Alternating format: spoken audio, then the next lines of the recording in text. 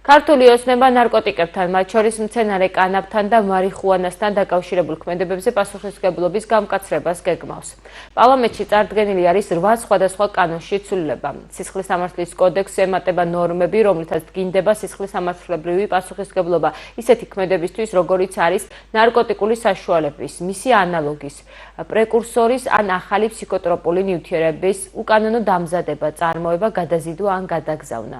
ადმინისტრაციულ სამართალ დარღვევათა კოდექსის კონკრეტული მუხლებით გათვალისწინებულ შემთხვევაში პირს 5 წლამდე ვადით შეეზღუდება სატრანსპორტო საშუალების მართვის, საჯარო სამსახურში საქმიანობისა და იარაღის დამზადება, შეძენა, შენახვისა და ტარების უფლება.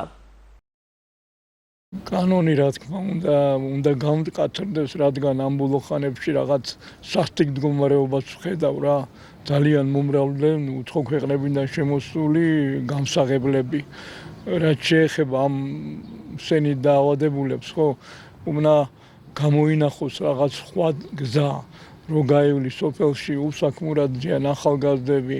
საჭიროა რაღაც ღონისძიების გატარება, რომ ამ ახალგაზრდობამ ნარკოტიკს კი არ მიაძოლოს და მოწევა დაიწყოს და რამე, ხო, საქმე ქონდეს, რომ დასაქმდეს და ამით გაართვას თავი ამ მდგომარეობას.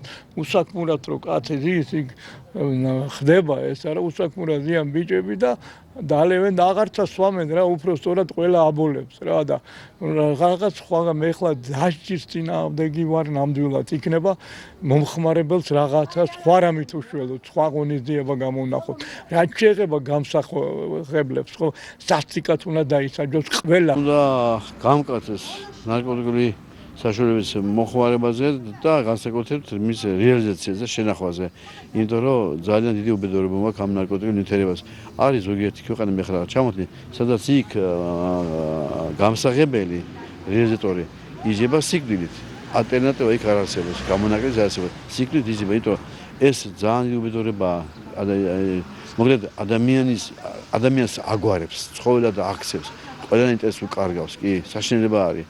ის მის ოჯახში შევა, ის ოჯახი დანგრეული არის და უნდა გამკაცრდეს. ნარკოტიკებთან მიმართებაში უნდა გამკაცრდეს კანონმდებლობა, როგორც ადმინისტრაციული, ასევე სისხლის სამართალში შევაცვლილებები.